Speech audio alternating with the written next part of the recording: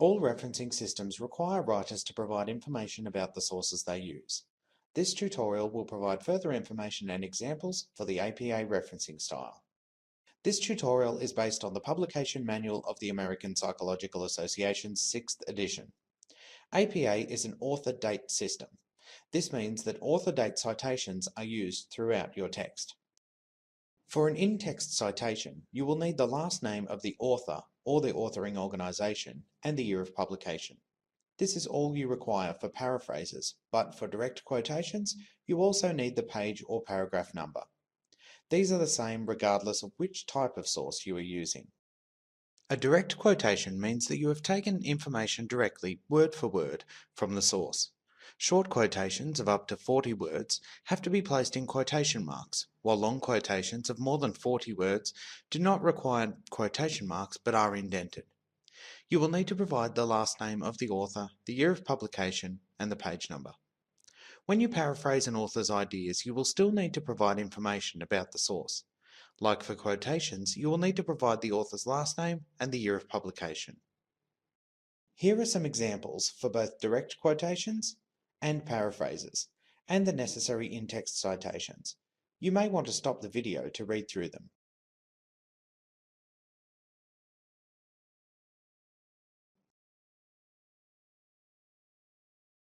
If a source has two authors, make sure that you include the surnames of both authors in your in-text citation.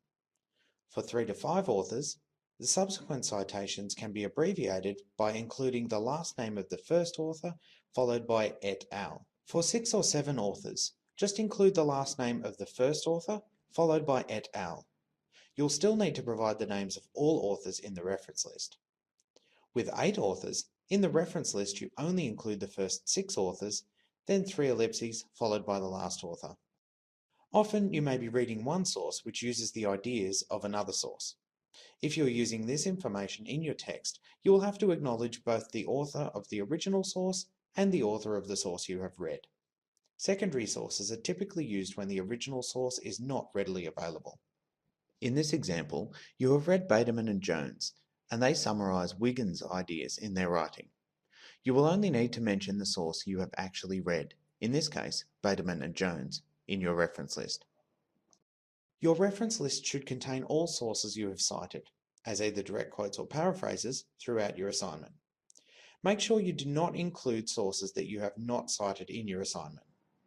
Sources like personal communications and major religious works, such as the Bible, Torah, or Quran, are not mentioned in your reference list, even if you have cited them in your writing.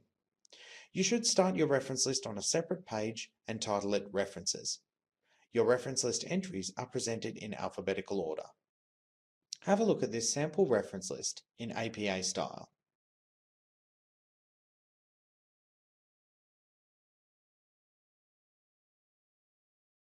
This presentation has been based on the 6th edition of the APA Publication Manual.